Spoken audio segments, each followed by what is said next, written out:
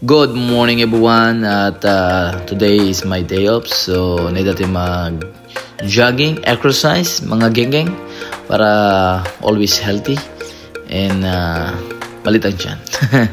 Kasi kita yung tiyan ko napakalaki namin, so talagang kailangan na talagang mag-exercise every day at syempre proper diet para syempre hindi tayo puro exercise, kailangan natin mag-diet. Yan, samahan natin ang diet yung ating exercise para mas lalo tayong makapag-lose weight.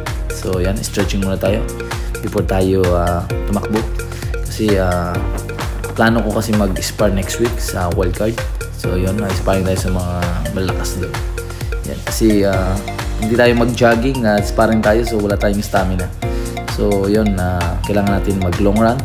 So mag-long run ako ngayon at kasi day off ko naman, so kahit magpagod ako ngayong araw, walang problema kasi day off naman natin, so makapag-relax tayo. So yan, stretching muna tayo para iwas injury. Yan, para hindi tayo mag-cramps, you know.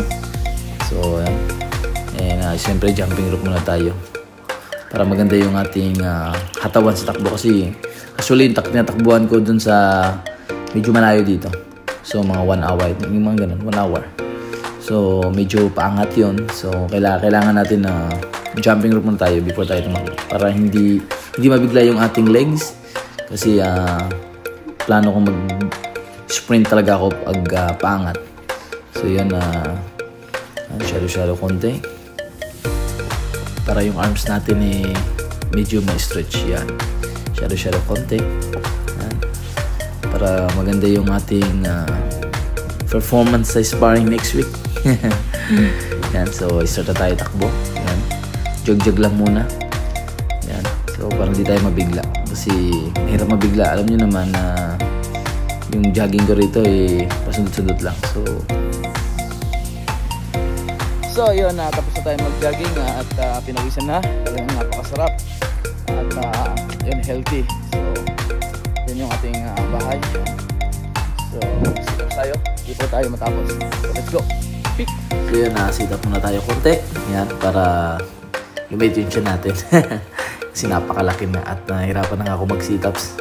Like before na talagang grabe ako mag-sit ups noon. Ngayon parang sobrang tired. So yun, mag-push up muna tayo. 15 lang muna yung ating push up para hindi tayo mabigla. My workout is over. Thanks for watching. Let's go.